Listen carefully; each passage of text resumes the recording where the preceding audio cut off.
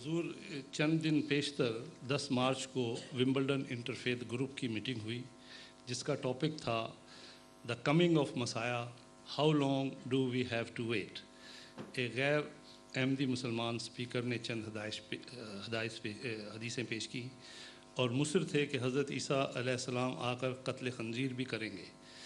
ایک حدیث جو انہوں نے پیش کی وہ یہ، کیفا انتم اذا انزل فیکم ابن مریم، اے مسلمانوں تمہاری کیسی خوش قسمتی ہوگی کہ جب تم میں ابن مریم نازل ہوگا۔ دوسری حدیث ہے یدفن معی فی قبری، کہ وہ یعنی عیسیٰ علیہ السلام میرے ساتھ میری قبر میں دفن ہوگا۔ برائے مہربانی اس کی وضاحت فرمائیں۔ خنزیر کی بات ہی کھا گئے۔ ہاں جی بات تو خنزیر سے شروع ہوئی تھی، پہنچی کہیں اور۔ خنزیر کا کہاں ذکر کیا انہوں نے؟ تو وہ خنزیر کے اس پر خنزیر کا بڑا ذکر کر رہے تھے کہ جب وہ آئیں گے تو سوروں کو قتل کرتے یہ بھی کہیں نا پھر۔ تو سب سے پہلے تو خنزیر کی بات کرتے ہیں۔ وہ جب آئیں گے تو ان کو اس سے کیا، کیونکہ انہوں نے آتے ہی امت محمدیہ کے ان لوگوں کی اصلاح کی بجائے جن میں خنزیری صفات پائی جائیں گی، اس زمانے کے لوگ جو امت محمدیہ کہلائیں گے لیکن خنزیری صفات پائی جائیں گی، ان کی فکر کرنے کی بجائے وہ بیلے کے سوروں کو اور مختلف ممالک میں پالے جانے والے سوروں کو قتل کرنے کے درپے ہو جائیں گے۔ یہی مطلب بنتا ہے۔ تو آسمان سے اترے تو کھجور پر نہیں اٹکے، وہ بیلوں میں اٹکے، اور سور مارنے کے لیے کتنی لمبی عمر درکار ہے۔ ساری دنیا کے سور ختم کرنے کے لیے، خاص طور پر اگر کوئی آدمی پیدل چل رہا ہو تو آپ اندازہ کریں کہ ہزاروں سال چاہیے، اور جوں وہ سور مارتے جائیں گے لوگ اور سور پیدا کرتے چلے جائیں گے، اور سوروں سے ان کا چھٹکارا ہی نہیں ہونا کہ وہ مسلمانوں بیچاروں کی طرف توجہ کر سکیں۔ یہ بات قطعیت کے ساتھ ثابت کر رہی ہے کہ لفظی ترجمہ غلط ہے۔ کوئی نبی دنیا میں سور مار نبی کے طور پر نہیں دکھایا جا سکتا، اور وہ سارے نبی جن کی مثالیں قرآن کریم میں دی گئی ہیں وہ ان کے نزدیک رسول اللہ صلی اللہ علیہ وسلم سے پہلے گزر چکے ہیں۔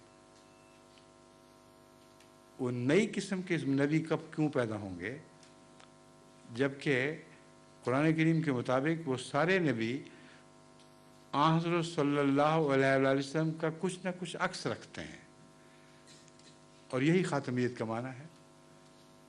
تو حضرت اقدس محمد رسول اللہ صلی اللہ علیہ وسلم نے جو مکروہ کام نہیں کیا وہ آپ کے پیچھے چلنے والا مسیح کیسے کرے گا، جبکہ قرآن اس بات کا گواہ ہے کہ تمام نبیوں کی کہانی قرآن پہ ختم ہو جاتی ہے۔ ان کے کردار کی تفصیل، کیا کیا کرتے تھے، کیسے معجزے دکھاتے تھے، ایک بھی ایسی چیز نہیں جس کا اشارہ قرآن کریم میں یا واضح ذکر قرآن کریم میں نہ ہو۔ تو یہی بات ان کو جھٹلانے کے لیے کافی تھی کہ آپ نے سور مارنے کا وہ تصور بنایا جو نعوذ باللہ من ذالک قرآن کی تاریخ کو جھٹلا رہا ہے۔ اس لیے جب تک اس پیغام کو نہ سمجھیں کہ سور سے مراد سور صفت لوگ ہیں جو اپنے ہم جنسوں سے ظلم کرتے ہیں اور اپنے ہم جنسوں کو قتل کرتے ہیں، کیونکہ سور میں یہ دو صفات بہت نمایاں طور پر متحقق ہو چکی ہیں۔ سور ایک سبزی خور جانور ہے، لیکن جب اس کے اپنے بچے مریں تو ان کو کھا جاتا ہے۔ یہ اس کی صفت ہے جو آج تمام دنیا میں انسانوں میں دکھائی دے رہی ہے۔ وہ انسان کشی کر رہے ہیں اور جانوروں کی حفاظت کا خیال ہے کہ دنیا میں جانور بچ جائیں، فلاں بچ جائے، فلاں بچ جائے، انسان کا چاہے بیج مارا جائے ان کو کوڑی کی بھی پرواہ نہیں۔ اور پھر بدفعلی وہ جو سور کرتا ہے، اس بدفعلی کے متعلق قانون پاس کیے جا رہے ہیں کہ نہ صرف یہ جائز ہے بلکہ نعوذ باللہ من ذالک خدا کی طرف مسیح کی طرف منسوب ہونے والے چرچ کے رہنما اس بدفعلی میں ملوث ہوں تو قطعاً کوئی حرج نہیں۔ اس لیے حضرت لوط کی قوم کی جو کہانیاں قرآن کریم میں اور بائبل میں بیان ہیں ان سب کو جھٹلا رہے ہیں، اور سور یہ بات ہے، سور کی یہ صفات ہیں جو صدوم کی بستی کی صفات تھیں، اور اصل بات اور عقل کی بات سمجھتے نہیں اور لفظوں پر زور دیے چلے جا رہے ہیں۔ بس یہی صاحب یہ آگے بات کرتے ہیں کس چیز کی؟ سور کے بعد، سور کا جواب تو میں نے دے دیا نا، قبر کی ہیں؟ ہاں، قبر کی۔ سنیے، کوئی مسلمان یہ تصور کر سکتا ہے کہ مسیح یا کسی غیر مسیح کے لیے آن حضرت صلی اللہ علیہ وآلہ وسلم کی قبر کھودی جائے اور اس میں دفن کیا جائے؟ آپ سوچ سکتے ہیں؟ اگر ذرا بھی حیا اور غیرت ہو تو انسان اپنی جان دے دے مگر یہ نہیں ہونے دے گا۔ اور اگر یہ صداقت کی نشانی ہے تو پھر جو شخص بھی مسیحیت کا دعوے دار ہوگا اسے انتظار کرنا پڑے گا اپنے مرنے کا۔ جب تک وہ مرتا نہیں اس کے حق میں ثبوت نہیں ملتا، اور جس کو جھوٹا کر کے مارا اس کو دفن ہونے دیں گے تاکہ وہ سچا ثابت ہو جائے۔ اتنا لغو تصور ہے کہ وہ صاحب مجھے حیرت ہے کہ وہ اپنی عقل کہاں چھوڑ آئے تھے جب یہ باتیں کر رہے تھے۔ آپ کو کھڑے ہو کے احترام کے ساتھ عرض کر دینی چاہیے تھی کہ جہاں آپ عقل چھوڑ کے آئے ہیں وہاں سے واپس لے کے آئیں۔ حضور بہت کوشش کی سمجھانے کی کہ میٹروفولک لینگویج ہے اور ان کے کچھ سمجھ میں نہیں آ رہا تھا، تو یہ ان کو جو میں نے باتیں عرض کی ہیں یہ کی تھیں آپ نے؟ نہیں نا کی یہ تھی؟ تو نہیں کبھی نہیں سمجھ آئی۔ حضور تیسرا ان کا یہ تھا، تمہاری کیسی خوش قسمتی ہوگی کہ جب تم میں ابن مریم نازل ہوگا۔ ابن مریم کا لفظ پہ وہ ذرا بالکل درست ہے۔ ابن مریم نازل ہوگا یعنی مریم کا بیٹا نازل ہوگا۔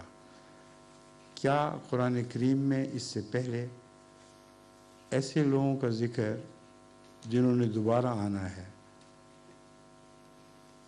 ان لفظوں میں نہیں ملتا جن لفظوں میں اس کا دوبارہ آنا تھا؟ مثلا حضرت یحییٰ کا ذکر قرآن کریم میں موجود ہے کہ حضرت یحییٰ زکریا کے بیٹے وہی تھے جنہوں نے مسیح سے پہلے آنا تھا۔ سمجھ گئے؟ ان کا نام کیا تھا؟ یحییٰ، اور باپ کا نام زکریا، اور جس کے آنے کی پیشگوئی تھی بائبل میں اس کا نام تو ایلیا تھا، اور اس نے ایک آگ کی رتھ پر بیٹھ کر آسمان پر جانا تھا اور اسی رتھ پر بیٹھ کر پہلے اترنا تھا۔ تو یہ جھگڑا چل پڑا کہ اس کا نام کچھ اور تھا، اور مسیح جس کو اپنی خبر دینے والے اپنے سے پہلے آنے والے نبی کے طور پر پیش کرتا ہے، اس کا وہ نام نہیں تھا، نہ اس کے باپ کا وہ نام تھا جس نے آنا تھا۔ یہ جھگڑا آج نہیں اٹھا، اس وقت اٹھا تھا۔ اس وقت فیصلہ کس نے دیا؟ نہ آپ نے نہ میں نے، خود مسیح نے، اور مسیح نے ان کو جھوٹا قرار دیا باوجود اس کے کہ پیشگوئی کو سچا قرار دیتے تھے۔ وہ کہتے تھے جب ان سے پوچھا جاتا تھا کہ بتاؤ یہ اسکرپچرز میں ذکر ہے کہ نہیں کہ ایلیا واپس آئے گا، حضرت مسیح نے فرمایا بالکل ٹھیک ہے، ذکر ہے۔ تو کہاں ہے وہ ایلیا؟ کہتا حضرت مسیح فرمایا کرتے تھے اور آپ کے ماننے والے بھی کہ حضرت یحییٰ جو زکریا کے بیٹے تھے یہ وہی ایلیاں ہیں، چاہو تو مانو چاہے تو نہ مانو۔ اب کس کا فیصلہ مانیں گے آج کل کے علماء؟ یہود علماء کا یا مسیح کا؟ اگر مسیح کا فیصلہ مانیں گے تو حضرت مسیح علیہ السلام کا یہ دعویٰ کہ میں وہی مسیح ہوں جو مریم کا بیٹا تھا 100% درست ماننا پڑے گا، کیونکہ مریم کے بیٹے ہونے نے اس کا تشخص کیا ہے اور اس کی صفات کا تشخص کیا ہے۔ ہر کوئی شخص نہیں بلکہ مریم کا بیٹا مسیح جو صفات رکھتا تھا اسی صفات کے انسان نے دوبارہ پیدا ہونا ہے، یہ پیشگوئی ہے۔ اور یہی پیشگوئی ایلیہ کے متعلق تھی کہ حضرت یحییٰ بپتسمہ دینے والے جو زکریہ کے بیٹے تھے ان کے حق میں یہ پیشگوئی پوری ہوئی۔ اگر پہلے نبی کا تفصیل سے ذکر نہ ہوتا تو اس کی وہ صفات حضرت یحییٰ میں تلاش کرنے کا کوئی سوال نہیں پیدا ہوتا تھا۔